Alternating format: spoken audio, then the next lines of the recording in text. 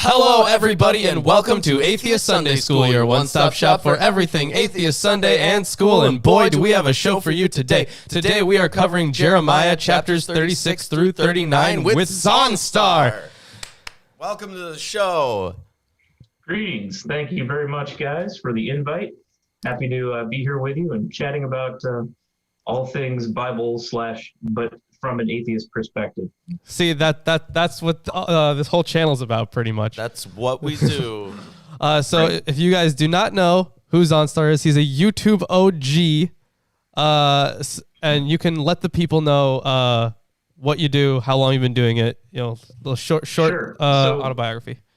So yeah, I first started making videos that I wanted for public consumption late. It was September 2009. And I've made a lot of videos for years, and then I've made a lot fewer over the last few years. I've just been doing other things and stuff like that. But yeah, I was definitely one of the sort of OGs, as you said. That's probably the right word for it. I was as I mentioned earlier, I felt like I was a decent sized fish, but in a very small pond, and the pond has gotten much bigger over the years. So I'm kind of, but you know, people like you, Lawrence, who you mentioned earlier, you would see my videos back when you said 10 years ago. Probably you were probably in like middle school, probably or something like that. No, it was still high school. But thank you. I take the compliment. Yeah, no, I figured I was close. I wasn't sure how close, but yeah, it was definitely a couple minutes ago for sure. Yeah, it was back in the day. That was a very, very long time ago, but you know what's happening today? We're reading the Bible. We are reading the Bible, as we do every week. Whoopee. As much as we can. I have the King James Version of the Bible. I have the English Standard Version of the Bible. Zaunstar, what version of the Bible will you be reading from today? I'll be reading from the new international version, which is one that I found online with your help, because I don't actually own a Bible. Well, so I'm one of the relatively few atheists that was never religious. I was not brought up religious. Hey, me too, man. Ditto. Oh, you too. Okay, yep, so I'm not the only one. No, they tried. They said go to church, and I was like, no. At least on one side of my family. But my dad doesn't believe in anything. He's the only one alive, so. Yeah, Chris has always been a rebel. And my grandmother, is an atheist too, so I guess if you really want to be technical, on one side, I'm a third-generation atheist. Yeah, same with me on my dad's side too, my father and my father's father. But yeah, it's just kind of, it wasn't really a big deal either way. It was just not a thing. It just wasn't a thing, and so didn't end up getting into it. But because there's a lot of people within the atheist community, there are of course some that are like me, but there's a lot more that are more on the side of they even may have been very fundamentalist, like Matt Delonte, for instance, people like that who were really super into it, and then they ended up falling out of it and then into atheism. Groovy. Well, we also have here the Robert Alter version of the Hebrew Bible, a translation with commentary. We have Erdman's commentary on the Bible. We also are using the Hermenia commentary and translation from William Holiday. And we also have the Holy Scriptures according to some Jews and the New King James Version if we need extra versions. Yeah, so we got plenty of versions, plenty of commentaries. And I think we can probably hop into chapter 36. This is a very interesting chapter. There are a lot of people have used this for a lot. Like, they put a lot of interpretation on this, and you'll see why. So there's a burning of the scroll, right? And I'm sure you can imagine how important certain scrolls are. If you remember in Deuteronomy. Oh, yeah. Or not in Deuteronomy, sorry. In 2 Kings, Josiah, they find a temple. They find a scroll in the temple. And because of what happens directly afterwards, it's often been noted that the scroll that they found was from Deuteronomy. as they found a Deuteronomistic law code. Now, of course, people debate back and forth about whether this was an invention of the author to justify or to give credence to Deuteronomy, or whether there was some semblance of truth to this. Maybe they did find a scroll, not necessarily one from Moses, but they did find some sort of scroll, and then Josiah did these things and he had these reforms. So that's a big one. If you drop a Torah, according to modern Judaism, you're supposed to fast for 40 days. Are you really? Yeah. That's ridiculous. It is, isn't it?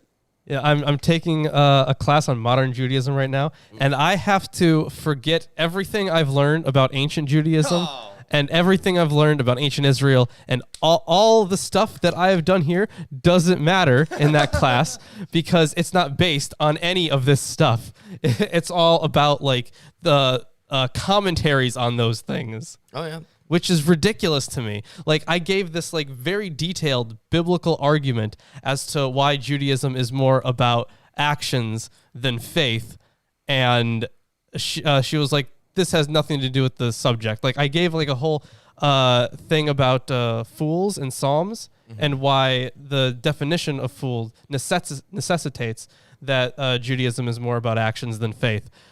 And she's like, "This has nothing to do with what we talked about." And I'm like, I know that. I gave you a better argument than what we talked about. Well, you didn't reference the Talmud. No, I didn't. I referenced the Bible. My apologies. Yep. Yeah, that's on you. Ridiculous. So why don't I hop into it then? Yeah, I do have some commentary on this chapter before we hop into it, because it is of some importance. All right. Well, why don't you deliver that commentary to our lovely viewers? I will.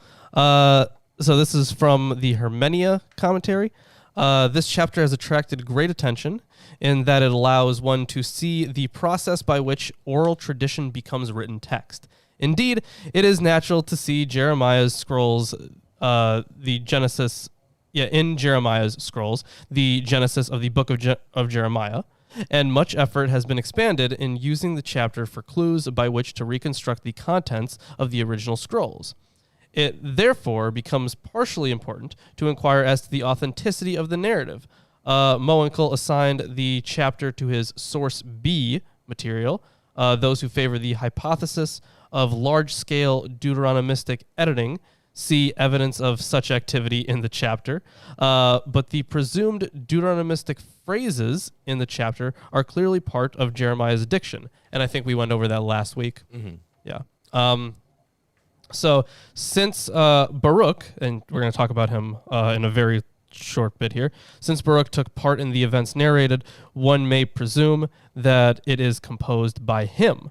The datum of verse 1 indicates that the first scroll was dictated sometime between March or April in 605 BCE and February-March 604.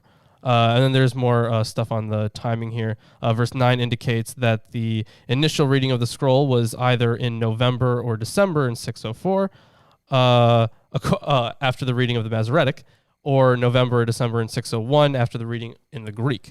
The present study follows the Greek, and there is no way to know, of course, when Baruch might have drafted this memoir, but it's clear that it is associated with chapter 26. We'll get into some parallels with chapter 26 a bit later. All right. Well, before I hop into the chapter, what do we have going on in the background today? Oh, well, see, you can't quite see it because we're in the way, but I mean, yeah, you can give it a shot there.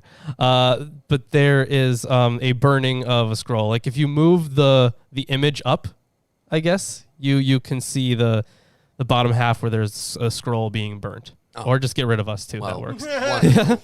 Isn't that beautiful? I would say so, yeah. Book burning in the Bible. Yeah, I don't think it's supposed to be a good thing. Let's be fair here.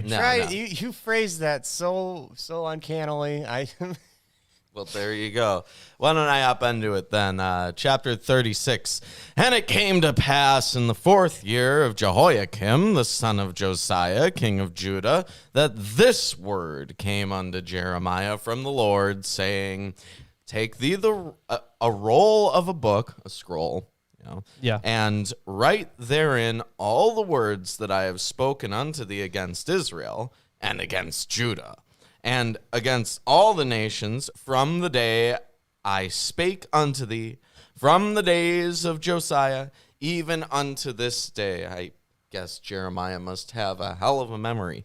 And also, this is, of course, this sounds a lot like, he's about to start writing the book of Jeremiah. Mm-hmm. That's what's pretty much given here. Or Lamentations. Yeah, as well. Document scroll is sometimes translated that way. But the Hebrew is more literally a scroll of a document, or a scroll suitable for a document, or something like that. Great. So I'm guessing that there were different kinds of scrolls that were around in Judah at the time. Yeah. In fact, I think there's some more here as well. So the Hebrew construct form is Megillat Sefer. Megillah is a scroll. Sefer is any written document. And in some contexts, it can also mean scroll. Here, it is actually a book because it contains some 2 decades of Jeremiah's prophecies, and perhaps that is why the double form is used. The physical existence, moreover, of the book as a scroll will be highlighted as the story unfolds. Yeah, of course. That's right. Some scrolls unfold. See, that's the difference. Yeah. This is strange given that the things that precede this are like Nebuchadnezzar basically destroying Jerusalem. We already went over stuff that said that they were under attack. So this is just like thrown in here completely out of sync with the timeline that's been set up so far. As is tradition with biblical texts. Yeah. Right. I was gonna say, don't they skip around a lot in general? And there's a lot of question about who wrote what. And of course, there would be this many centuries later, and how many different authors there were, etc. Yeah. That's actually like pretty much the only reason I'm interested in this stuff in the first place, is trying to decide like who the authors are and trying to, like which one wrote the first part and which one wrote the second, and how do we know? Like it gets kind of nuts, honestly. When they compiled everything together, how many sources did they have when they made this particular reading, and then how horribly disordered is the reading now because they meshed them together? You know what I mean? Like one after another. Yeah, and oh man, it is so annoying. Trying to figure out, like the thing is, you can have a compilation and then you could have like edits to the compilation. So like trying to like backtrack all of that it's not easy. People have been trying to do it for a very, very long time, well over 100 years now, like critically speaking. Unless you're just like, oh yeah, it's all written by Jeremiah in this order. Yeah. Unless you're like that. Well, as we've read through this, it's clear to me, and I'm sure others, that there are many authors to different parts, right in the middle of certain parts, and I'm sure we'll cover some today if it comes up. I'm sure. All right, let's keep going. It may be that the house of Judah will hear all the evil which I purpose to do unto them, that they may return every man from his evil way, that I may forgive their iniquity and their sin. Then Jeremiah called Baruch, the son of Neriah, and Baruch wrote from the mouth of Jeremiah all the words of the Lord, which he had spoken unto him upon a roll of a book. So he is his scribe. Yep. And Jeremiah commanded Baruch, saying, I am shut up. I cannot go into the house of the Lord. Therefore go thou, and read in the roll which thou hast written from my mouth the words of the Lord in the ears of the people in the Lord's house upon the fasting day. And also thou shalt read them in the ears of all Judah that come out of their cities. So this fasting day would be one of the high holy days where they the Day of Atonement, they do participate in fasting. So presumably they would have a lot of people showing up to the temple in order to practice their ceremonies. They would want that, but so early on in like his speech, he's like saying, "I am confined," right? And I don't know if you remember this or not, but we talked a little bit about like the situation in Judah where they were kind of like more or less imprisoned. So there is a good bit of commentary. Well, there was also that bit earlier in Jeremiah where he like pissed off the priests who were in the temple. Yeah, right? yeah. So, yeah, it starts off, "I am confined." As before, this indicates some sort of confinement on the palace grounds in which he has a certain amount of freedom of movement and visitors had access to him. But it's some kind of, confinement. Furthermore, the fast day, given the Babylonian military threat, it is likely that a general fast had been proclaimed in order to implore God for help. And it's a good way to save resources, I guess, when you're under attack. Yeah, definitely. So here is some commentary on the fast day. So Jeremiah intends that Baruch read the scroll on a fast day. There is no information in the Old Testament with regards to regular fast days in the pre-exilic period. The fast mentioned in verse 9 was evidently a special occasion. But if Jeremiah intends a fixed fast day, it is likely to have been the Day of Atonement, as you mentioned. Yeah. All right. It may be they will present their supplication before the Lord and will return every one from his evil way. For great is the anger and the fury that the Lord hath pronounced against this people. And Baruch, the son of Neriah, did according to all that Jeremiah the prophet commanded him, reading in the book the words of the Lord in the Lord's house.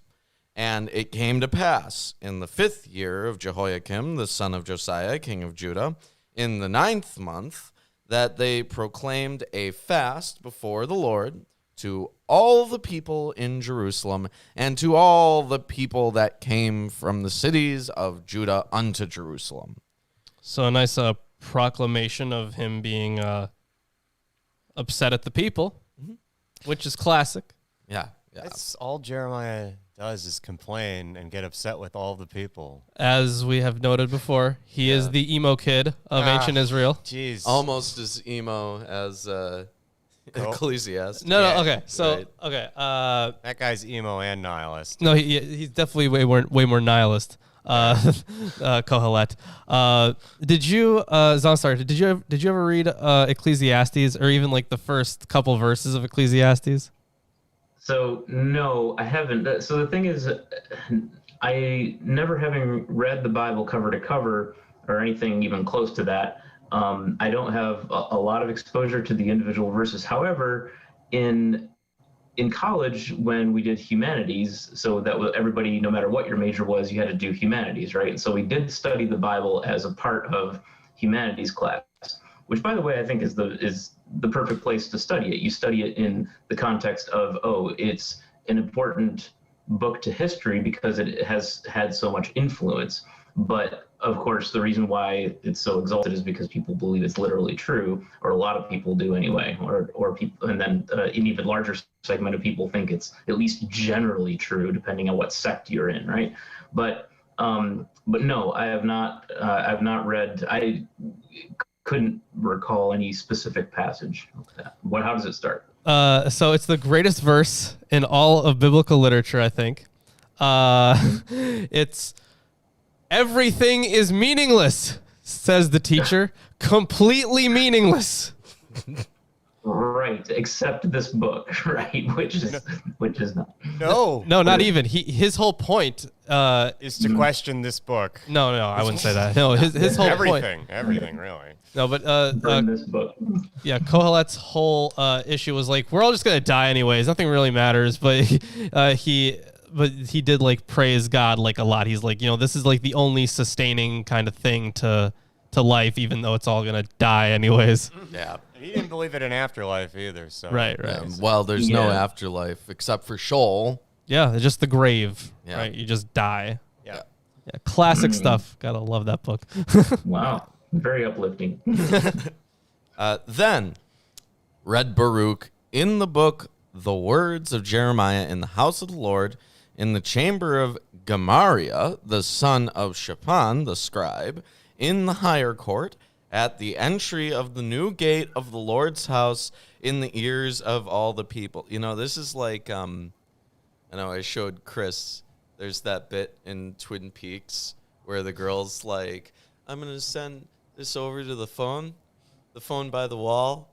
The one that's on the one with the lamp. Yeah, it's just the red phone, not the black phone.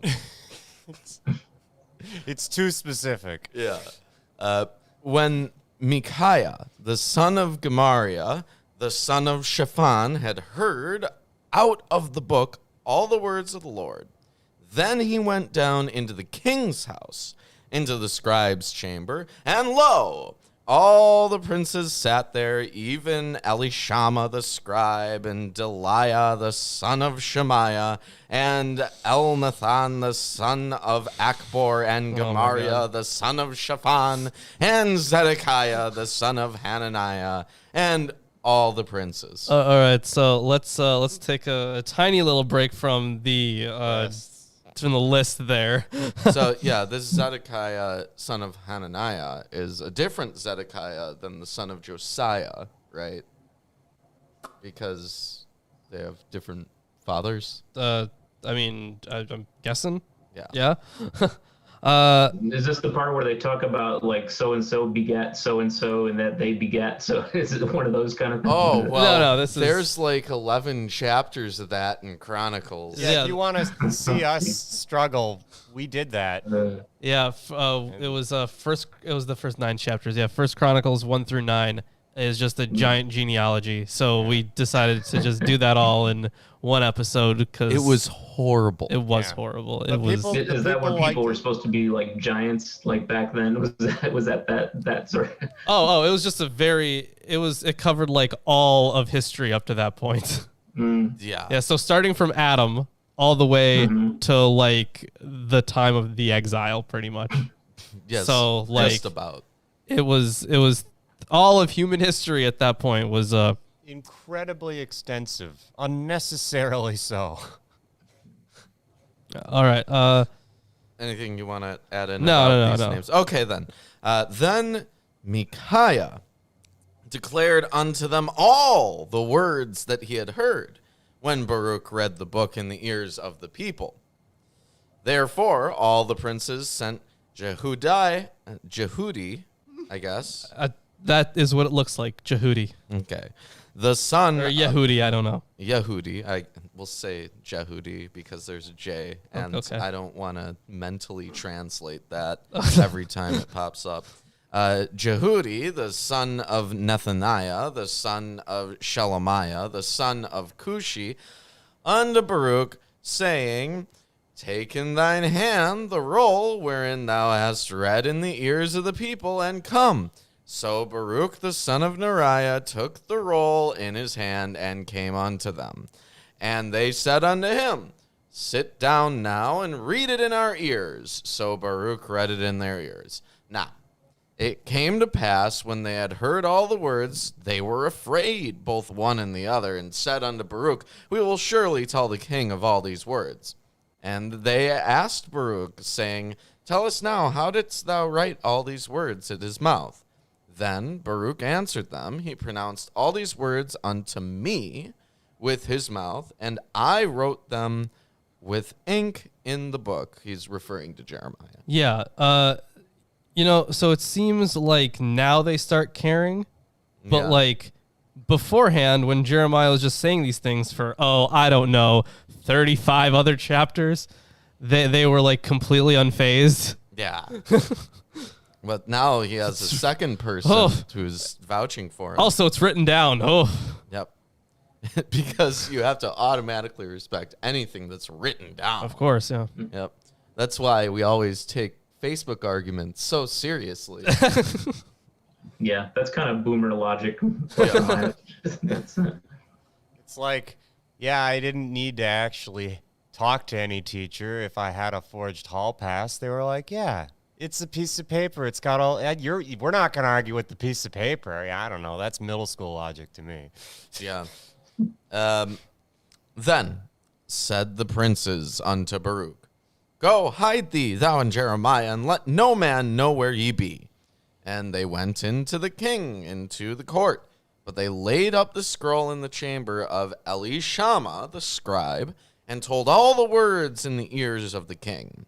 So the king sent Jehudi to fetch the roll, and he took it out of Elishama the scribe's chamber. And Jehudi read it in the ears of the king, and in the ears of all the princes which stood beside the king. Now, so just to point out here, so Baruch and Jeremiah must have heard the details of these events from an eyewitness. There was evidently more than one person present who was sympathetic to Jeremiah, because like otherwise, how would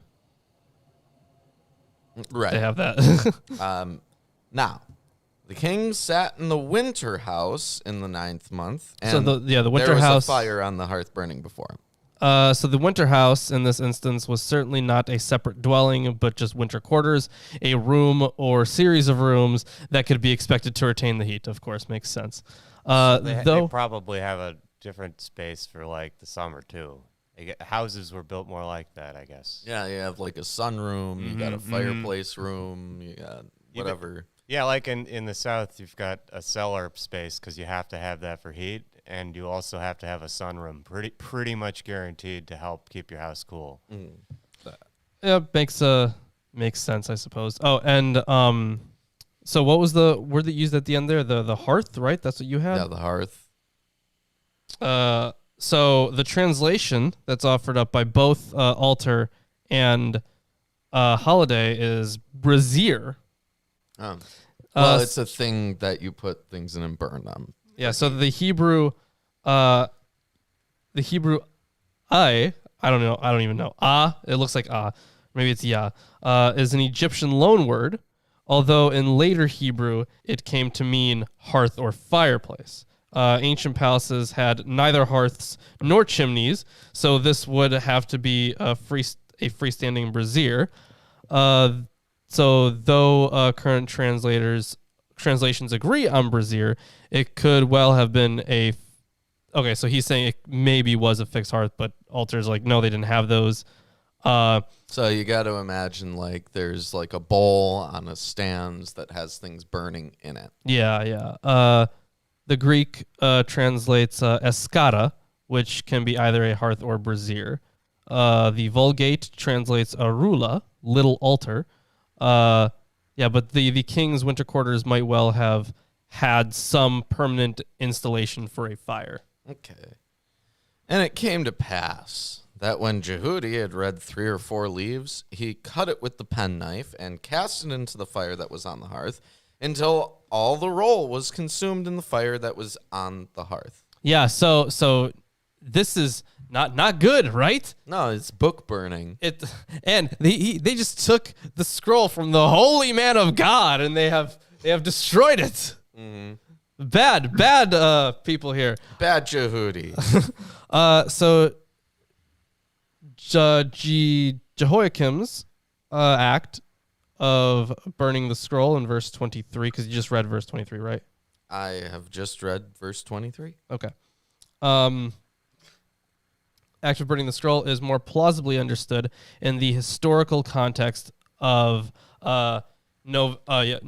let's just go with December 601 to December 604.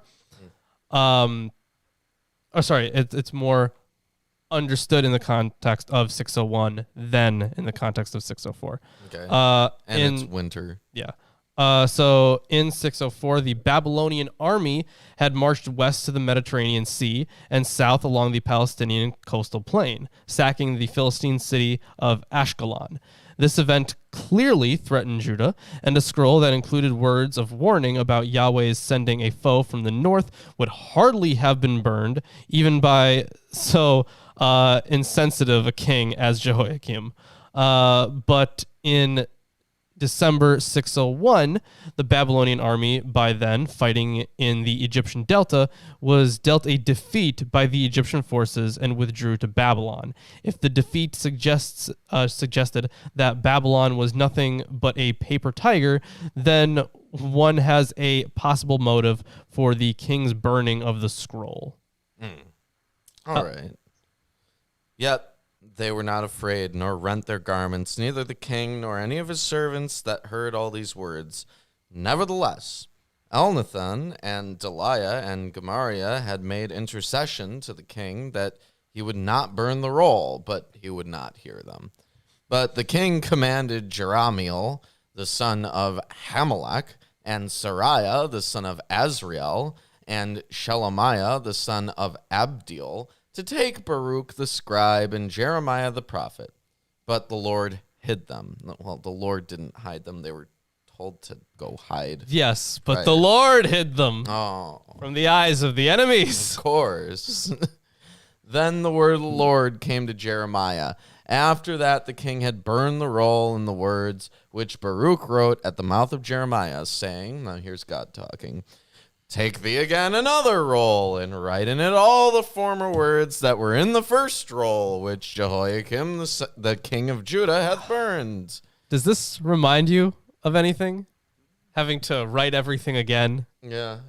What does it remind you of? It reminds me of the tablets being broken on Mount Sinai. Well, it also, that's a good point. But it also reminds me of the Book of Mormon. Oh, yeah. Yep. That's what I was thinking as well. Yeah. The tablets in the hat or the whatever. Right, and Joseph Smith couldn't make a perfect copy. No, could not. It's like, so the gist will be there, but it's not going to be the same. Yeah. Oh, no, I have a different book that I'm translating that tells the same story. Yeah. Yo, it's dark in that hat. It's hard to see. Yeah. And thou shalt say to Jehoiakim, king of Judah, thus saith the Lord, thou hast burned this roll, saying, man, this is like a say inside of a say inside of a say. Yes. We are aware.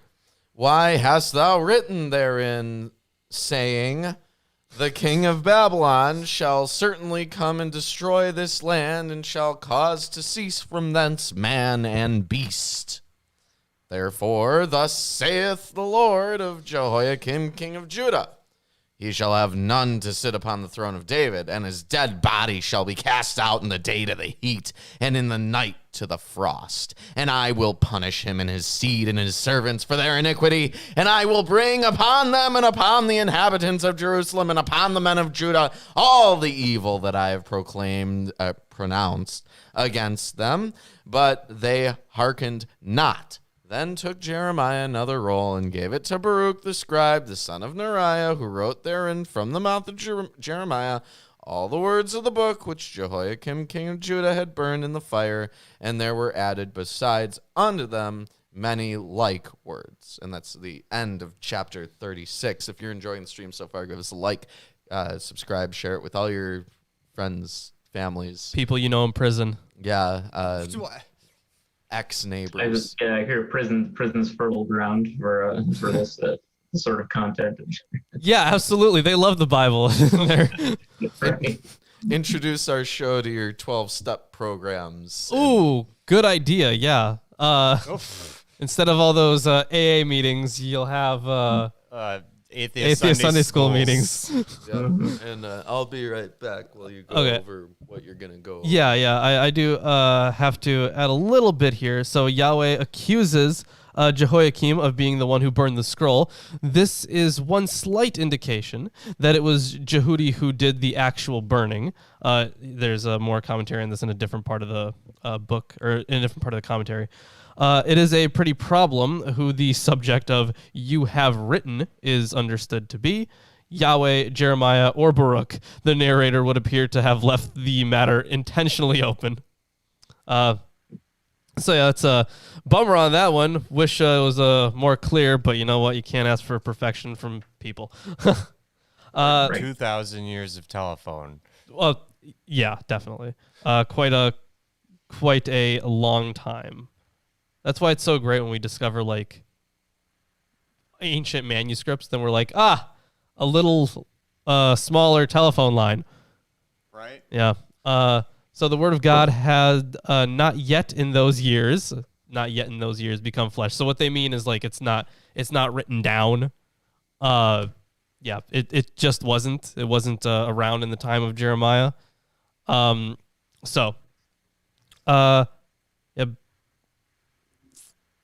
the written deposit was not the word. It bore witness to the word, and because, quote, the word of our God will stand forever, Isaiah 48, the written deposit could be reproduced and was with increase. The king could not doom the word doomed the king. Okay, so he's getting into more evangelistic territory, but the whole point is there wasn't they didn't have the Bible itself. You could have sections of things that would one day be in the Bible, but like canon was nowhere to be found in any. Like probably just another 700 years. Let's see, from there, around there. Yeah, that's around. my guess. Yeah. I remember talking about stuff with you in the timeline. Yeah. So around 700 more years, maybe a little less. So, yeah, there wasn't that thing written down, although you could easily write stuff down about these things and then just have them for later. So, yeah, dating the parts of the book is hard. Either way, I imagine it would be hard because it can't engage in conversation, or you try to take it out to dinner and it's not gonna eat. Right, of course. Yeah, can't really going out with this is the most difficult. Oh man, this is a long section too. So of course we're not going to go through the whole section here. Dating the Bible. Oh man, that should be a joke somehow in one of our shows. Well, a joke? I think you just made one. Nuns do it. Yeah, that's true. Never mind. So the next section, so chapters 37 through 44 are all sectioned off, but obviously we're not going to be going through to 44. But either way, we can hop into this. I'm just finding you the right page. We can hop into the next chapter here. So, Zaunstar, what are your thoughts on the book of Jeremiah so far? Well, it's pretty much the soap opera that I expected. There's twists and turns and plots of various types. I'm of course reading ahead a little bit now as well, because I know that I have my part to read a bit. So there's it gets even more juicy. Little cliffhangers for the reader. Love it. Classic work of literature. So this section 37 through 44 are for a sustained narrative of Jeremiah's last months. So this is like he's in the throes of death. Yeah, so 37:1 through 43:3 narrates Jeremiah's final span of time in Jerusalem. Each of the sections, the 6 in the center, which have "and he stayed" statements, and the 2 that enclose them, "pray on our behalf" statements, narrate a single scene. A scene may depict actions done to Jeremiah by his adversaries or protectors, a word from Yahweh to Jeremiah, relevant to the ones in dialogue with him, a word from Jeremiah himself to the ones in dialogue with him, or some combination of these. Preceding the 8 scenes, there's an introduction, 37:1 through 2. There then follows Zedekiah's first inquiry of Jeremiah, through the mediation of his courtiers, that Jeremiah pray for the nation. The words of Yahweh to Jeremiah in answer to Zedekiah, that's 37:3 through 10. Jeremiah's attempt to go to the land of Benjamin, his conversation with a sentry, his imprisonment, 37:11 through 16. Zedekiah's second direct inquiry of Jeremiah and the prophet's deliverance of Yahweh's word to the king. Well, I mean, you're going through, the chapters in the section. Yeah. And basically, giving the story. But I don't want you to give away too much. Well, that's just like 4 sentences. Okay. So there you go. That's basically what happens in these. But now I know. Spoilers. Not like I had thousands for 2 years to figure this out. Damn. Why don't you get started? Yeah. All right. I'll hop into get these books all set up. All right. So chapter 37. Zedekiah, the son of Josiah, whom Nebuchadnezzar, king of Babylon, made king in the land of Judah, reigned instead of Coniah, the son of Jehoiakim. I think Coniah was under a different name too. So Coniah, according to Alter, is a shortened form of Jeconiah. Jeconiah, that's right. Oh, yeah. I remember we went over that when we were reading the end of 2 Kings. Mm-hmm. Was it 2 Kings or Chronicles? Either way. So there is a bit here in Eerdmans. Alternative representation of the episodes between the Septuagint and the Masoretic text focus special attention on the characterization and motive of the two principal actors, Jeremiah and Zedekiah. At the same time, exploitation of the intertextual relationship to 2 Kings 18 through 19 affects a narrative anthology with the siege of Jerusalem during the reign of Hezekiah. All these narrative strategies are played out in support of the editorial summation in 37:2, which writes off the entire old Zedekian regime. For the composition, the regime floundered and self-destructed through its opposition to and rejection of the Germanaic mission. Interestingly, the narrative art risks the estimation of the old regime through its portrayal of a prophet wielding oracular power in service to self-interest and the success of Babylonian imperial designs. So that's we're getting into some glossing, basically. Love it. So okay, but neither he nor his servants nor the people of the land listened to the words of the Lord that he spoke through Jeremiah the prophet, which is why I'm guessing he wrote it down, right? Mm-hmm. But they didn't like that either. King Zedekiah sent Jehukal, the son of Shelemiah, and Zephaniah the priest, the son of Messiah, to Jeremiah the prophet, saying, "Please pray for us to the Lord our God." Now, Jeremiah was still going in and out among the people, for he had not yet been put in prison. So the usual linguistic protocol is to say the Lord your God when addressing a prophet. This is from Alter. The king evidently wants to emphasize his solidarity with Jeremiah. They share the same God. His attitude toward the prophet is ambivalent.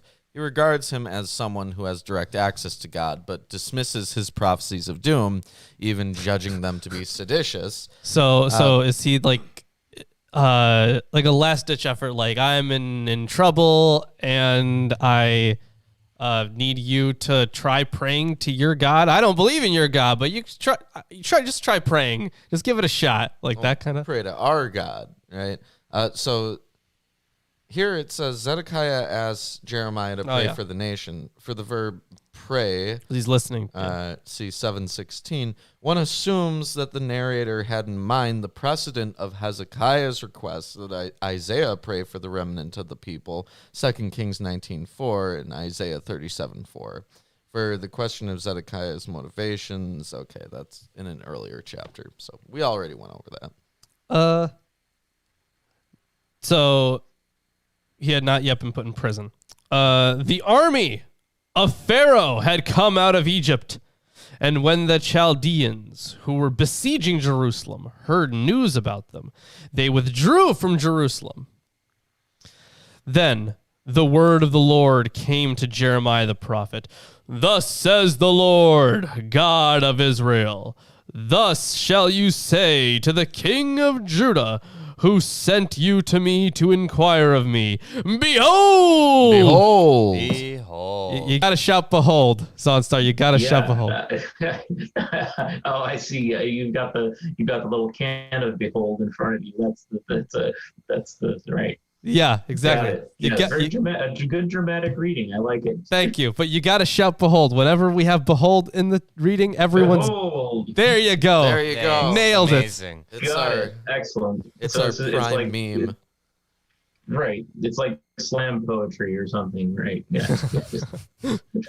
Just about. But there's a bit here. So basically, 37:5. The verse and the following verses, 7 and 11, are the most direct evidence for the attempt by Egyptian forces to drive the Babylonian army away from its siege of Jerusalem, an attempt that doubtless took place in the spring or summer of 588. The Pharaoh was... Okay, compare the discussion in 34:8 through 22. The Pharaoh was Hophra. It was the beginning of his reign. It's likely that 46, 14 through 24, was delivered at this time. The verb, okay, there's a verb that doesn't have, vowels, so I can't read it. Okay. Here and in verse 11 means withdraw from. The translation here, take themselves away, is an attempt to render what may be the reflexive connotation of the stem. So Alter also notes that... Well, Alter doesn't know it. Erdmann. These people, Diamond, I think. Yeah. Good old Diamond. Diamond's savage. Yeah, we've always mentioned that we like how sharp and brutal he can be. Yeah, so he says the first scene, 3 through 16 in this chapter, is set in a critical moment of the siege. A chance hope for deliverance has occurred. News of allied Egyptian troops approaching for Judah's aid has forced the Babylonian army to lift the siege and withdraw.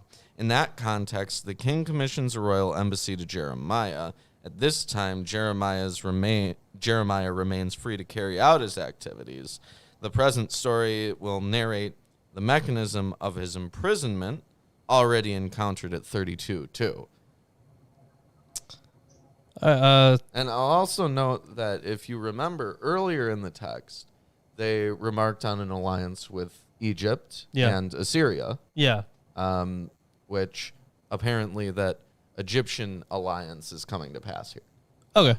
Makes sense. And we've definitely talked about that before. I think I mentioned it in a video too, about the alliance that they kind of had to make. Or maybe I didn't mention it. Maybe I just read about it, but then I haven't made it into a video yet. Well, now here it is. Okay, but yeah, they had to do some sort of alliance because it would be very beneficial to all stand up to those Babylonians. I swear at the beginning of Jeremiah they were talking about these kind of things. Either way, perhaps.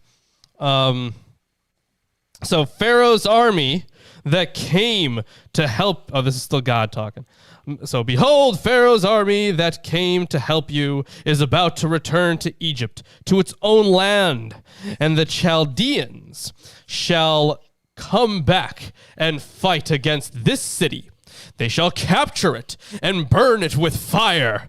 Thus says the Lord, do not deceive yourselves, saying, the Chaldeans will surely go away from us, for they will not go away. For even if you should defeat the whole army of the Chaldeans who are fighting against you, and there remained of them only wounded men, every man in his tent, they would rise up and burn this city with fire.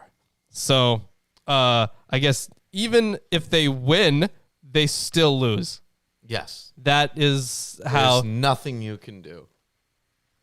This seems like they have some God power behind them, doesn't it? It's faded. Yeah. Like, we were told already in Jeremiah that when, because the people were so horrible, that he has sent people of other nations, foreigners, to destroy them. So... I'm guessing this is a part of that, and I think he's just straight up telling Jeremiah here that, these are the guys that I sent to destroy you, and they're gonna fuck you up. See you later. So be prepared, I suppose. Gotta love that godliness. Okay, so next section here, starting with verse 11. So this is the imprisonment of Jeremiah. Now, when the Chaldean army had withdrawn from Jerusalem at the approach of Pharaoh's army, Jeremiah set out from Jerusalem to go to the land of Benjamin to receive his portion there among the people. So Alter translates this as to hide there. So the verb chalak usually means to share, And so many interpreters understand this to say that Jeremiah was going on personal business to realize a share in an inheritance coming to him. The conduct of such business in a time of siege is unlikely. Hoffman cites an Akkadian cognate that means to hide or to flee, and that sounds plausible here. Jeremiah may be fleeing from a fate of death when the city falls to the Babylonians. That would, I think that would make sense, because if whatever we're gonna finish up reading here, it makes just way more sense if he's fleeing. Like, it doesn't look like he's getting anything or even on his way to get anything. Mm-hmm. But that's just from a skim. So let's continue here. So he's going to Benjamin. When he was at the gate of Benjamin, a sentry there named Uriah, the son of Shelemiah, son of Hananiah, seized Jeremiah the prophet, saying, "You are deserting to the Chaldeans." So there's an interesting bit here. It looks like he's accusing him of something. Well, so given Jeremiah's history of grimly predicting a Babylonian victory, he would be readily suspected of desertion to the enemy. Oh, okay. But there's another bit here about differences between the Masoretic text and the Septuagint. So the identity of the prophet's accuser complicates the too easy decision of the reader in favor of the privileged knowledge offered by the narrator in verse 12. For Uriah, the officer of the guard present in the Masoretic text, is displaced in the Septuagint by Seruiah, a close associate of the prophet, with whom the latter has been lodging, and their man with whom he has been lodging, Seruiah ben Shelemiah ben Hananiah. Yeah, that was the guy who we just listed. Yeah. So there's a difference there. There you go. Great. Now we know the difference. So yeah, you're deserting to the Chaldeans. And Jeremiah said, "It is a lie! I am not deserting to the Chaldeans." But Uriah would not listen to him. Just like those guys from earlier. Oh, yeah. Just like the king earlier, right, Jehoiakim? Yeah, well, nobody listens to Jeremiah except for Baruch and all these scribes. God, sometimes. Yeah. So yeah, he would not listen to him, and he seized Jeremiah and brought him to the officials. And the officials were enraged at Jeremiah, and they beat him and imprisoned him in the house of Jonathan the secretary, for it had been made a prison. Why do you think they noted the house of Jonathan the secretary? House of John. What verse is that? That is verse 15. Like they did note that it's like, it's a prison now, but why even note that it wasn't a prison before? Because it's not that bad? ? Like it was somebody's house before. It wasn't built to be a prison. I don't know. Jason says the translation he is using is Jonathan the scribe, which makes sense with secretary, right? Mm-hmm. But yeah, I guess that would make more sense then, because if you're throwing Jeremiah into a prison that used to be the home of a scribe, I don't know, it kind of feels like insult to injury, maybe? Is that the purpose of it? So the Masoretic says it's a cistern house. It's the analysis of Bright. It's unclear whether cistern house is a separate house or a cistern used for a prison. It's likewise unclear whether the expression "in the cells" is intended as a hendiatus or is intensive. A cistern house. Interesting. Yeah. What do you think, Zaunstar? What do you think this is about? So I am puzzled myself. When I think of a cistern, I'm thinking of like a well or something like that you just throw things into, or like, those, when you think of I don't know, some scenes from any sort of dungeon scene from I don't know, like any sort of medieval kind of setting where the dungeon's like in the basement and there's like chains on the walls and stuff like that. But it almost sounds like what you're saying though. So it was John the secretary's house. It's sort of like, and by the way, the walls were painted yellow, and also blah, blah. It's like, it seems like extraneous information. But unless John the secretary was a previously introduced character in the story, which he's not. I mean, I don't think so. Does John the Secretary come up before? Could be foreshadowing too. Yeah, it could be. I don't think so. I don't remember Jonathan the Secretary. Me neither. No. And if he's not brought up Or the again, scribe. then it may as well be written that the walls were also yellow. Yeah. Right. Nice yellow walls, by the way. Right. Thanks. Yeah, that's true. Maybe I'm living in the cistern, right? Oh my gosh. Oh jeez. Somehow. When Jeremiah had to come to the dungeon cells and remain there many days, King Zedekiah sent for him and received him. The king questioned him secretly in his house and said, "Is there any word from the Lord?" So Zedekiah still clings to Jeremiah as a privileged source of knowledge of God's intentions, but the answer to his question is a repetition of the prophecy of destruction, as one might expect. Yeah, absolutely. So yeah, it's interesting how he's like, hey, you got any news about God? It's a funny image to me. So you questioned him, "Is there any word from the Lord?" Jeremiah said, "There is." Then he said, "You shall be delivered unto the hand of the king of Babylon." Yeah, so the king, under the prior threat of Jeremiah's prophecy of disaster, has threatened the prophet with the mechanisms of state and hopes for a change in Jeremiah's oracular posture.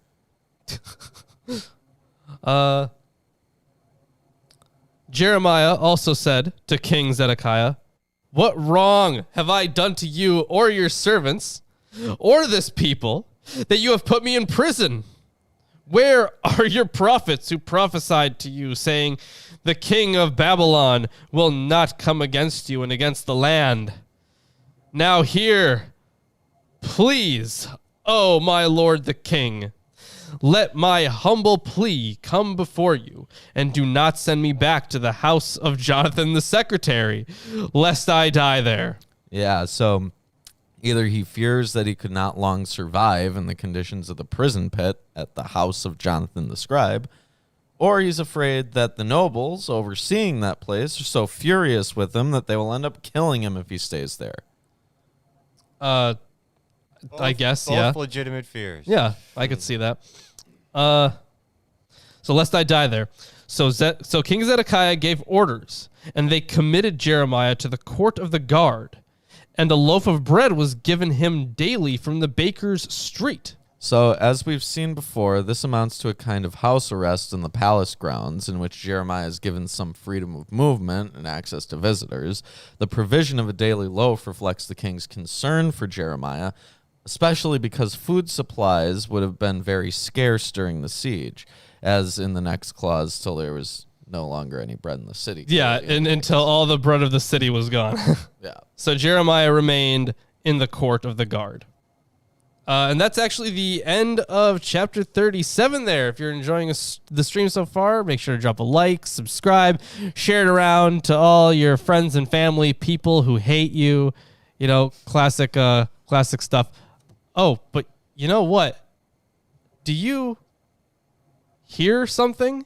I do indeed. Zaunstar, do you hear something? Say yes. Say yes, you hear something.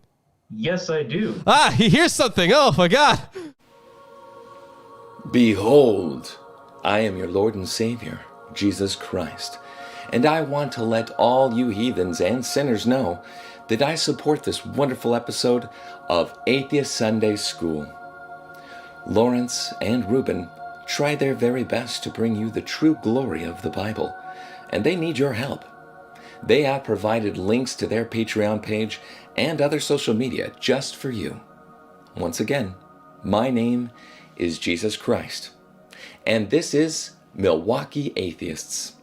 The Lord is with them. God bless.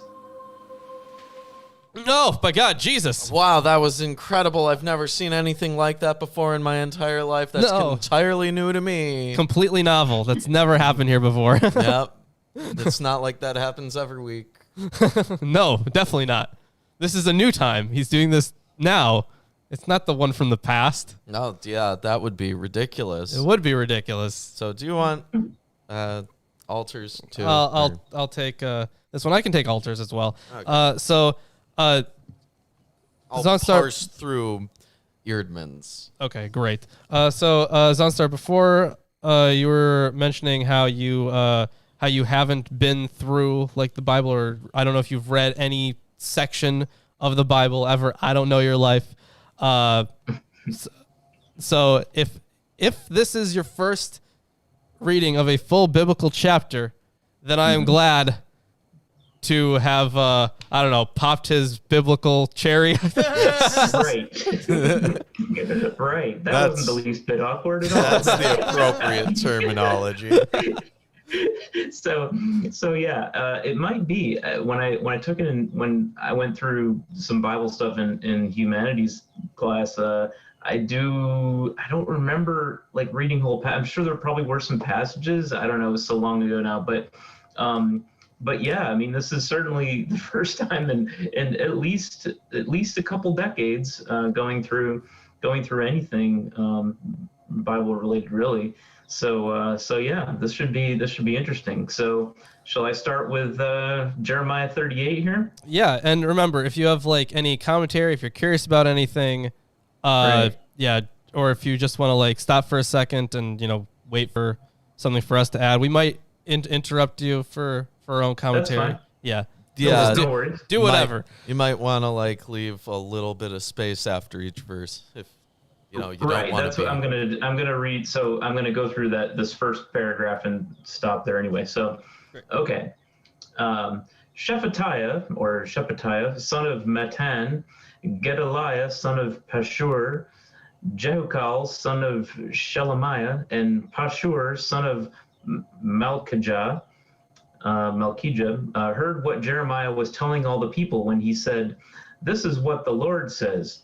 Whoever stays in this city will die by the sword, famine, or plague. But whoever goes over to the Babylonians will live. They will escape with their lives. They will live.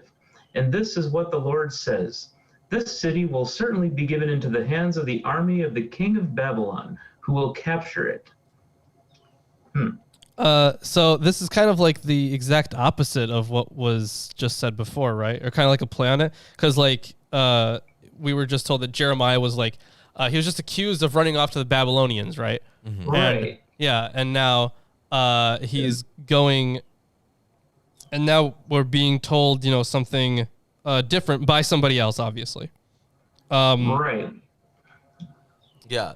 So there's a little bit here. Jeremiah's continued public oracular activity from prison launches the action of this scene, which is 38:1 through 13.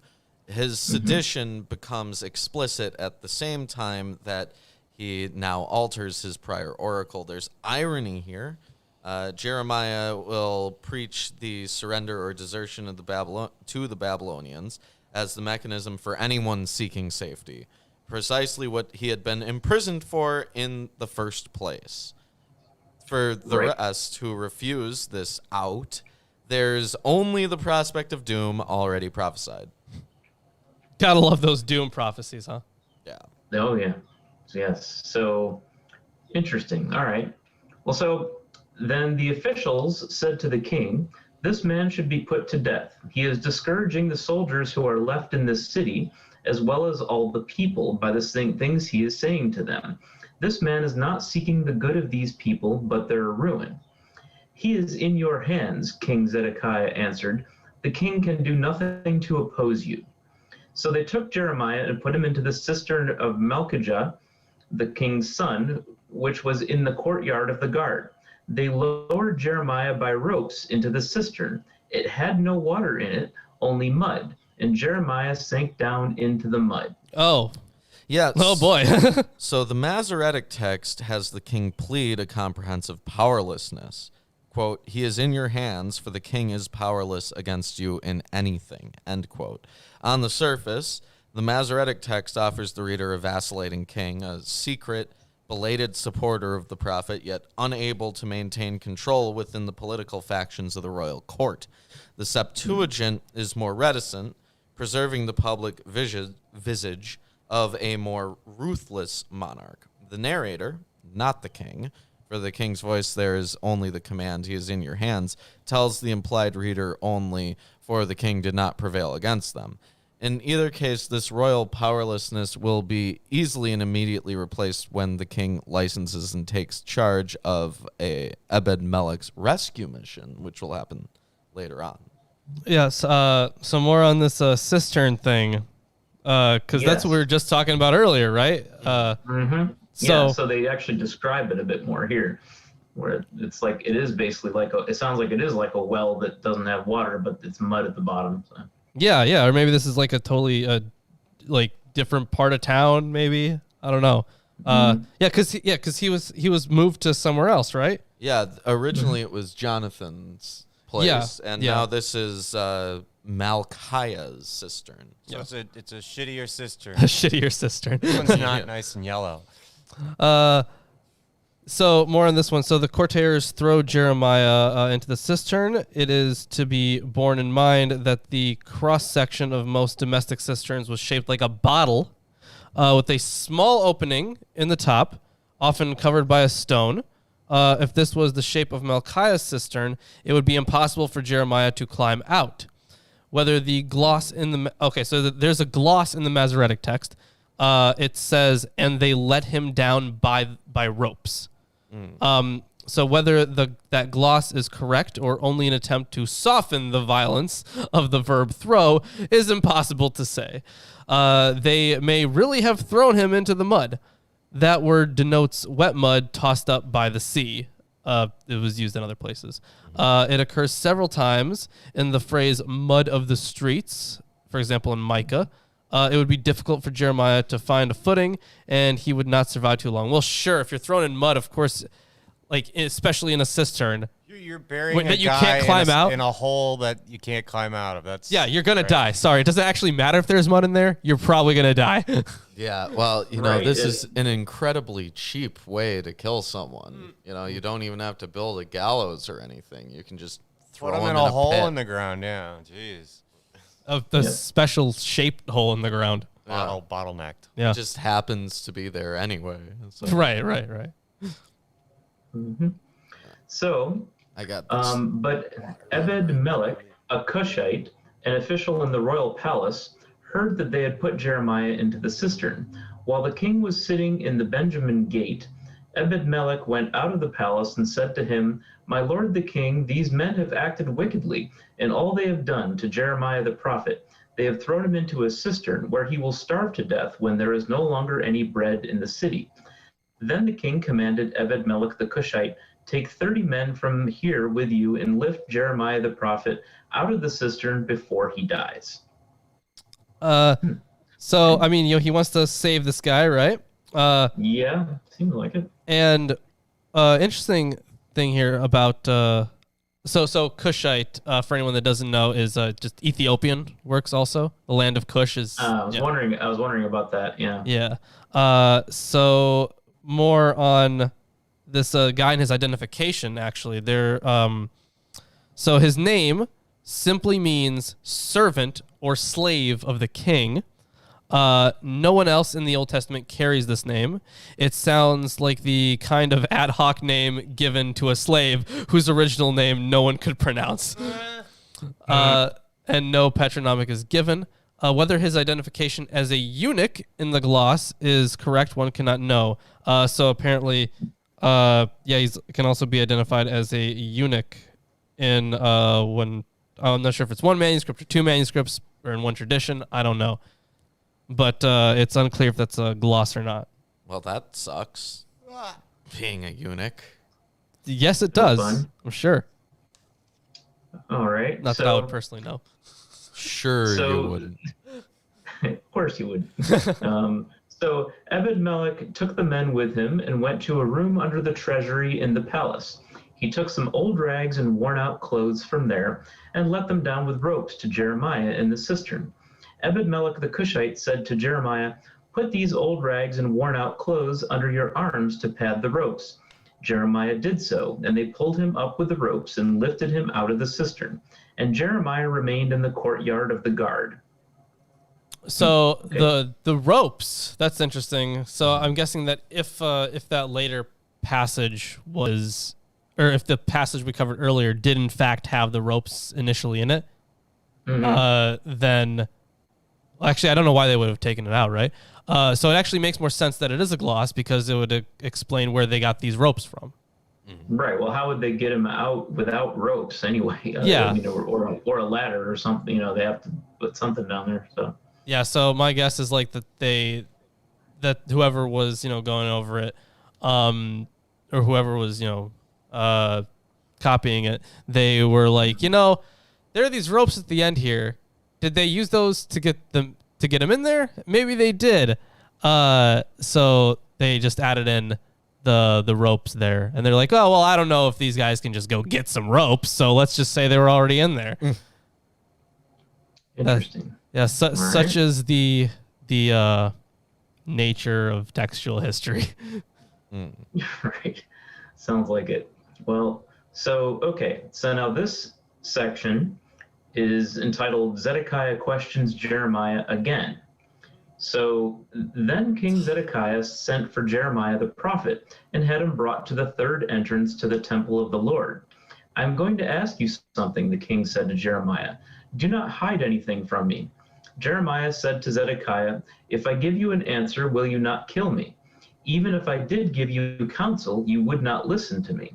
But King Zedekiah swore this oath secretly to Jeremiah. As surely as the Lord lives, who has given us breath, I will neither kill you nor hand you over to those who want to kill you. Okay. Well, apparently prior he had no issue with it, but now he's like, oh yeah, sure, whatever. Yeah. Yeah, so he really wants to know the truth, he says. So he says, I won't kill you for the truth. So, okay. So let's see what he says. Then Jeremiah said to Zedekiah, this is what the Lord God Almighty, the God of Israel, says. If you surrender to the officers of the king of Babylon, your life will be spared, and the city will not be burned down. You and your family will live. But if you will not surrender to the officers of the king of Babylon, this city will be given into the hands of the Babylonians, and they will burn it down. You yourself will not escape from them. Oh, boy. Yes.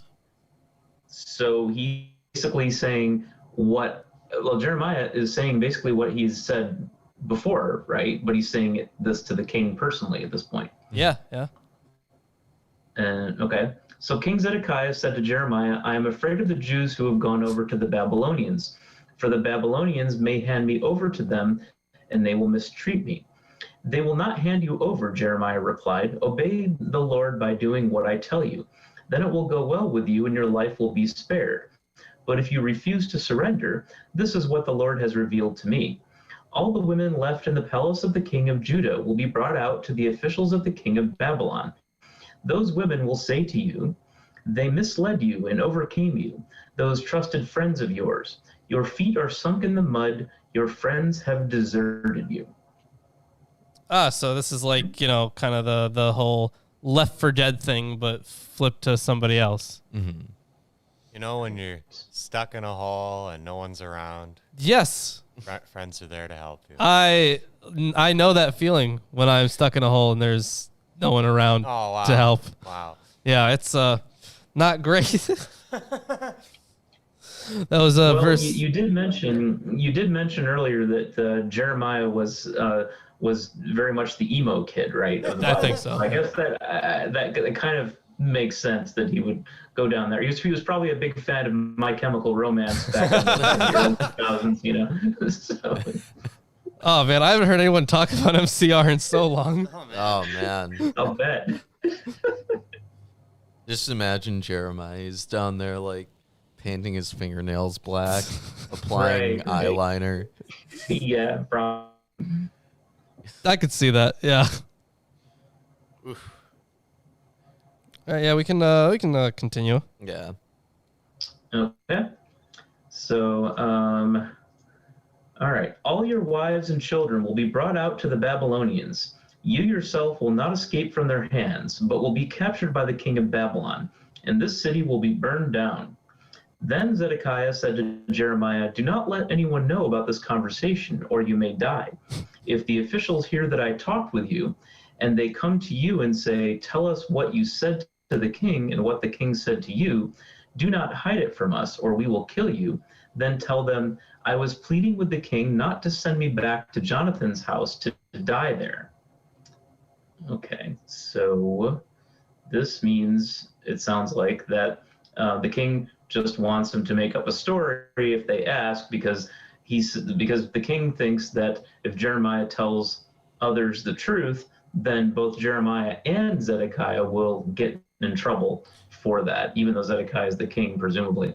Yes. Yeah. Eerdmans notes, Zedekiah is interested in shielding himself alone from incriminating exposure. What did the king say to you? Contrast the Masoretic text, which adds, what did you say to the king? The king concludes their arrangement by altering his earlier oath according to the Septuagint. He will honor it only if Jeremiah will conspire against the courtiers for Zedekiah's safety. Okay. Asking a man of God to lie. Yeah. Right. I guess that's true. I suppose that, yeah. So if he's lying, all right. Interesting. So all the officials did come to Jeremiah and question him, and he told them everything the king had ordered him to say. So they said no more to him, for no one had heard this conversation with the king. And Jeremiah remained in the courtyard of the guard until the day Jerusalem was captured. Okay, so he did lie, apparently. He did agree to it, and he did actually lie for the king and for himself, presumably. Yeah. So let's see. It is a touching postscript to the... Hold on. That was... So all the chapters are kind of jumbled up here. So the king then admits that their conversation must be kept from the pro-Egyptian courtiers, or the prophet will be killed. He devises a cover story that Jeremiah is to use if the courtiers begin to press him on any conversation with the king. They do question him, but the cover story protects him. So it's... I really wish we had more commentary on that. This is a real soap opera moment. Definitely is. Yeah, it just is a very soap opera moment, and I wish there was very much more on that. Yeah. All right. Well, there's always so many layers. Did you finish the chapter? Well, so there's two lines left, but it like starts a new thought. So it's like the very beginning of the next. So the next section is called The Fall of Jerusalem, and then it just says, this is how Jerusalem was taken, and then colon, and then it goes to the next verse. So all right. I see. Okay. So the KJV here says that he was there, referring to the court of the king, when Jerusalem was taken. So I'll hop into chapter 39. Hey, if you're enjoying the stream so far, give us a like, comment, subscribe, etc. We have a donation drive going on. Once we hit $666 in donations, we will be getting a thetan meter. We'll see who the most clear among our crew is. We'll take it apart and show you how it works, and we'll tell you all about Scientology. Yeah, just lick your hands, then you win. Yeah. wow. We'll see if that works. That'd be interesting. We don't know. Right? We got to do very- some experiments, Yeah. don't we? Yeah, we got to see if the clear level is consistent over time. Yeah. Too. Yeah, that's a good Oh, your clarity's experiment. dipping. Uh-oh.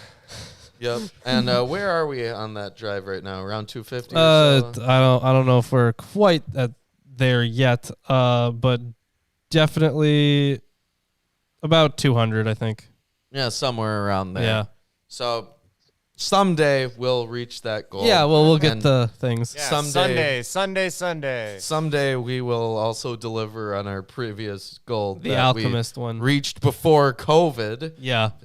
where we're supposed to turn lead into gold. Yeah, we need a lot of space Yeah, and time. we do need a lot of space and time. So We it's going to take... can't- It's going to we take... can't- We'll keep you up to date on our progress once Apparently our it's progress very can dangerous. begin. Yeah. Yeah, we need to like boil mercury for 6 months. In pressurized conditions. Yeah. Sounds ridiculous. This is, oh, we got to do it somewhere far away. Yeah. Boil mercury for 6 months. That sounds slightly dangerous, but It does. Yeah, Just a in little pressure, bit. in pressurized conditions. Yeah, exactly. Yeah. See, in pressurized conditions, that's different. It will be okay then. No, it's like. Okay, so why don't I hop into chapter 39, last chapter of the day. In the 9th year of Zedekiah, king of Judah, in the 10th month, came Nebuchadnezzar, king of Babylon, and all his army against Jerusalem, and they besieged it. And in the 11th year of Zedekiah, in the 4th month, the 9th day of the month, the city was broken up. So this is the month. This is the 9th of Av, traditionally marked by Jews as a fast day to commemorate the destruction of the of Jerusalem and the temple. Yeah, so this is like roughly 3 years of besieging Jerusalem. That Nebuchadnezzar does. Big cities. Yeah, that's still like a really long time. I mean, I guess they have walls, so they do have walls. They keep rebuilding those things, so yeah, they got them. Yeah, and all the princes of the king of Babylon came in and sat in the middle gate, even Nergal-Sharezer, Samgar-Nebo, Sarsakim, Rabsaris, Nergal-Sharezer, again, Rabmag, with all the residue of the princes of the king of Babylon. So you want to talk about some of these names? Yeah, No. tell me about I'm who just kidding, these people are, besides princes of the king of Babylon. So, firstly, Nergal-Sharezer, so the name that appears twice, right? Which must be a scribal duplication. Note as well that, understandably, all the Akkadian names in this list are somewhat distorted by the Hebrew transliteration. Which is, that's fair. We do that all the time. Yeah. We say Jesus, right, instead of Jesus. Yeshua. That too. Yeah. Even the Greek is Jesus. Yeah. But yeah. Okay, well, let's continue then. And it came to pass that when Zedekiah, the king of Judah, saw them and all the men of war, then they fled and went forth out of the city by night, by way of the king's garden, by the gate betwixt the two walls, and he went out the way of the plain. So I guess he didn't follow Jeremiah's advice. But the Chaldean army pursued after them and overtook Zedekiah in the plains of Jericho. And when they had taken him, they brought him up to Nebuchadnezzar, king of Babylon, to Riblah in the land of Hamath, where he gave judgment upon him. Then the king of Babylon slew the sons of Zedekiah in Riblah before his eyes. Oh, boy. Also, the king of Babylon slew all the nobles of Judah. So, yeah, if only he would have followed Jeremiah's advice and given up, then he wouldn't have to witness the death of all of his family members. Yeah. Right? Yeah. So there's actually more here on the names. This is just weirdly portioned off. So the Babylonian officers sat at the gate to assert and enforce their new authority over the city. Nergal-Sharezer is the Akkadian Nergal-Saruser, meaning may the god Nergal protect the king. This officer is likely to be identical with the one of that name who ruled Babylon from 560 to 556. According to Baruch, he was a son-in-law of Nebuchadnezzar.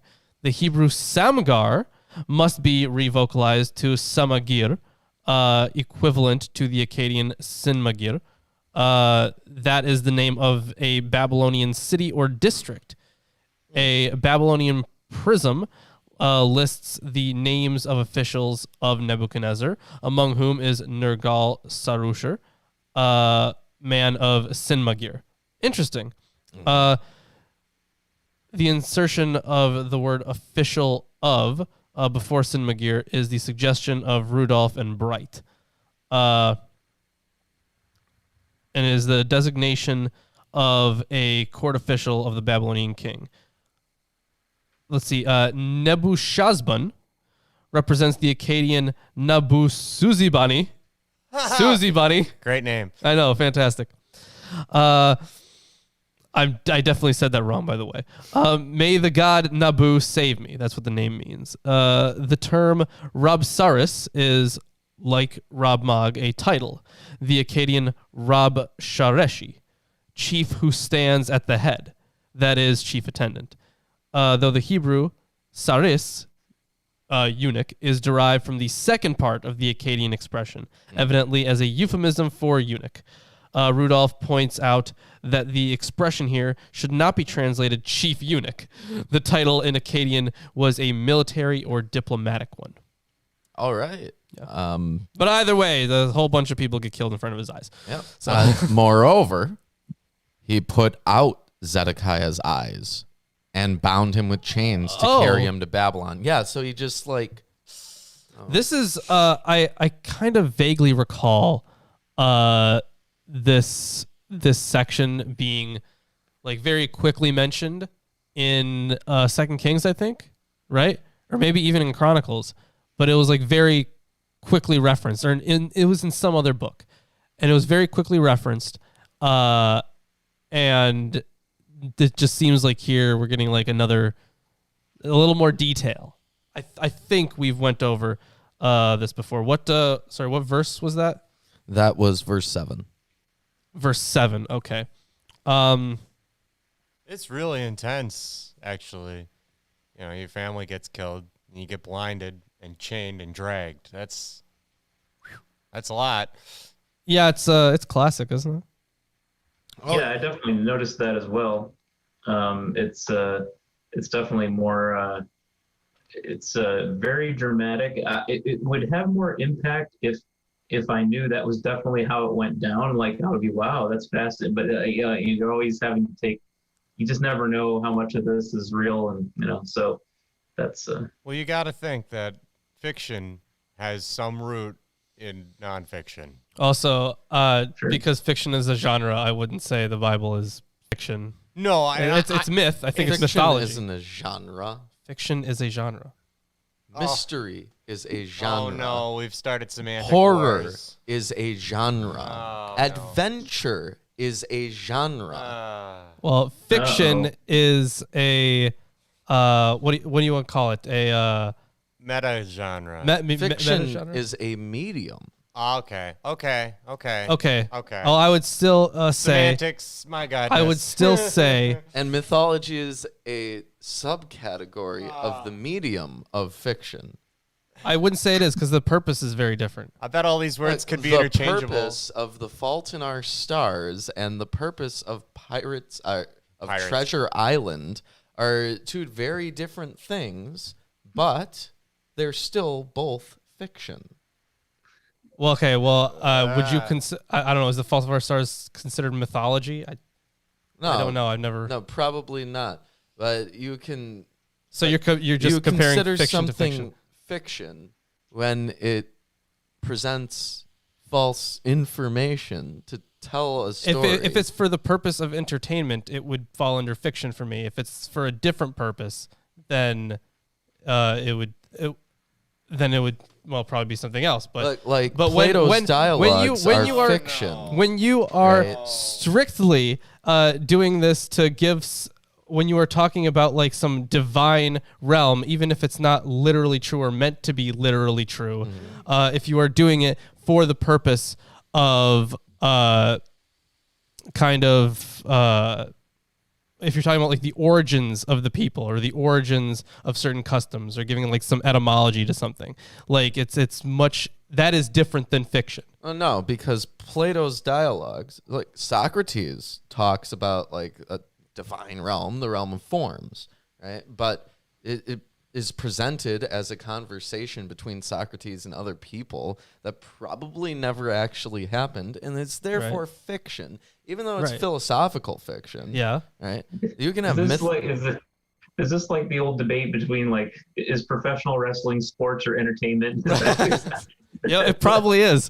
And if we had to argue this in court, we'd really need to pick a side, but I think either of you could be correct under different pretenses. But it just depends on how you look at it. There's a lot of gray zones.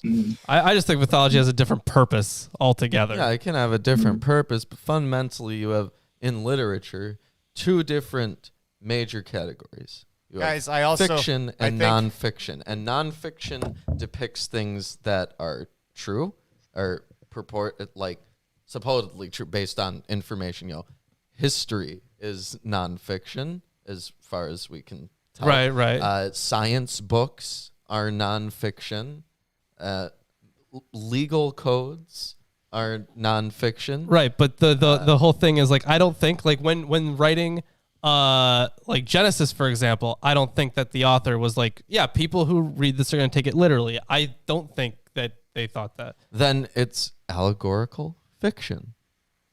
What about when somebody writes a fictional legal system? Then that is also that fiction. would just be it. You just said if it's a fictional legal system, yes, it'd be fictional. But like that's like right, I still think Too many mythology gray would zones, be different. you'll see I'd what I'm put the saying. writings of like Ovid or So or you're only Homer. saying that because you enjoy reading mythology more than you enjoy reading your standard genre fiction. Yeah. Yeah, That that's is just true. Special man. pleading. That is This true. a logical fallacy. I'm that is true that I do enjoy mythology more than just straight up fiction, but I'm not it is I'm not going to literally say fiction. I don't think they're the same thing. Are I you just don't. saying that the information? Next, let's argue. Next, let's argue whether Klingon is actually a language. Whether Oh Oh no! Don't get Ruben don't on get that Ruben one. on that one. He'll argue that. oh god. See what you did. You've set him off. Yeah. Anyways, no, that's special pleading, bruh. I'm not using that as an argument. Anyways, The so argument's over. Then Ruben gets in one last bit. He's got to win, you know. yep. Right.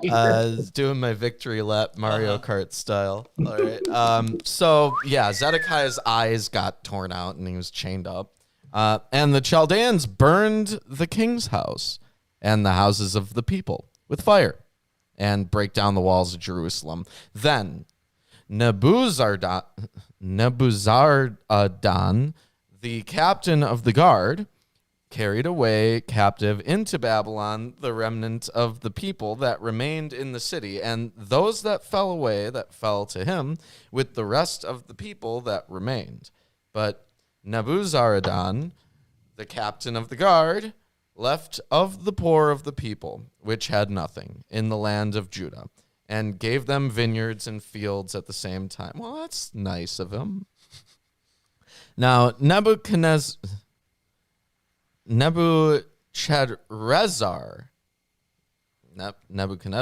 Sorry, a lot of these names look very similar. it says Nebuchadnezzar, king of Babylon, Yeah, okay, gotcha. gave charge concerning Jeremiah to Nebuzaradan, the captain of the guard, saying, take him and look well to him and do him no harm, but do unto him even as he shall say unto thee. So Nebuzaradan, the captain of the guard, sent, and Nebuchadnezzar,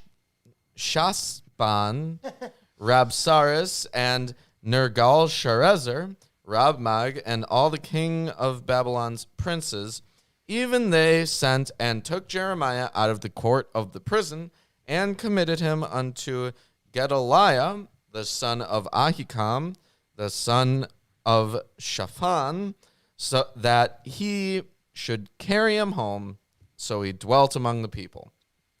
Now, the word of the Lord came unto Jeremiah while he was shut up in the court of the prison, saying, go and speak to Ebed-Melech the Ethiopian, saying, thus saith the Lord of hosts, the God of Israel, Behold! Behold! Behold. I will bring my words upon this city for evil, and not for good, and they shall be accomplished in that day before thee. But I will deliver thee in that day, saith the Lord, and thou shalt not be given into the hand of the men of whom thou art afraid. For I will surely deliver thee, and thou shalt not fall by the sword, but thy life shall be for a prey unto thee, because thou hast put thy trust in me, saith the Lord. And that is the end of today's chapters. Yeah, and I really don't have much commentary to add. It was fairly self-explanatory at the Very end there. straightforward. Yeah. So really not much. It's just, yeah, they talk about some of the Hebrew here, and it's the first mention of the governor Gedaliah, and yeah, has some other verses there that we've already seen in other books in the King's narratives. So yeah, that is the end of the chapters today. We hope you enjoyed the stream. Make sure to drop a like, subscribe if you haven't, all that good stuff, and also you should definitely go subscribe to Zaunstar. Yeah, Zaunstar. What did you think of the destruction of Jerusalem? I thought, I mean, it was thrills and chills, and it was, a hair-raising adventure of biblical proportions. So, it was definitely interesting, and I enjoyed the commentary and the camaraderie, of course. And so thank you for having me on. And yes, I am Zaunstar on YouTube, and I don't make a ton of stuff these days, but I do occasionally, and sometimes I'll do live streams, etc., and occasional video. And I don't put out junk, so you can always subscribe and be assured that you're not going to get nonsense in your subscriptions. So yeah.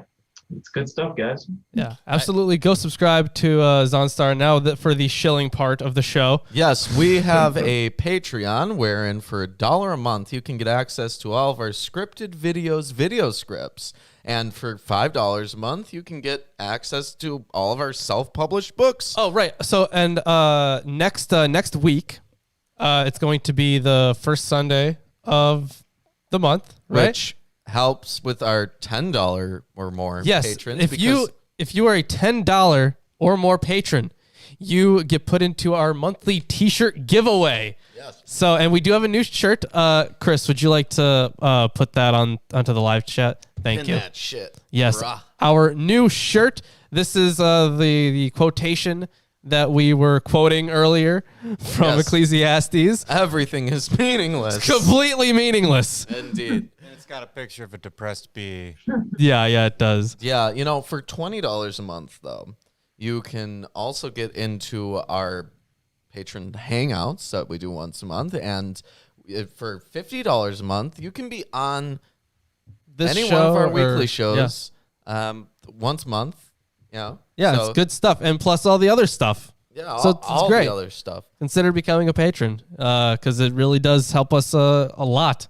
Yeah, additionally, helps us get more books. Yes, but if we want more books, we additionally have an Amazon wish list, which is full of books that we'll add to this table that we'll use as sources for our commentaries and for other videos that we may write and produce in the future. Yeah. So if you buy us books, you're investing in your own entertainment and knowledge, edutainment, if you will. Absolutely. Yeah, this is the place for that. Let's see what else we got going on. We have a Teespring if you just want to get a shirt, don't want to risk losing to Landon or something. Perhaps you can just go onto our Teespring and get yourself a shirt. We are also on Facebook and Twitter, and Nightbot is kind of throwing those out there. Yeah, and those are free. Yeah, free to follow us on those platforms. I think that's all the shilling. Yeah, I think it is. That should be about it. Yeah. Zaunstar already plugged his channel, but do you have any other products and stuff that you want to show? I do not have any products. No, I like the way you put that. Do you have any products? No, I do not have any products, but thank you for checking. But I just like I said, I just enjoy hanging out with fellow atheists, and it's good to see you guys out there trying to make it into the YouTube world and all that. And thanks again for remembering this OG YouTuber from back in the day. Yeah, thanks for coming on. We really appreciate it. And until next time, we will see you on Friday. And then also Sunday. We're here twice a week. Saturday. That's what we're doing. Yep.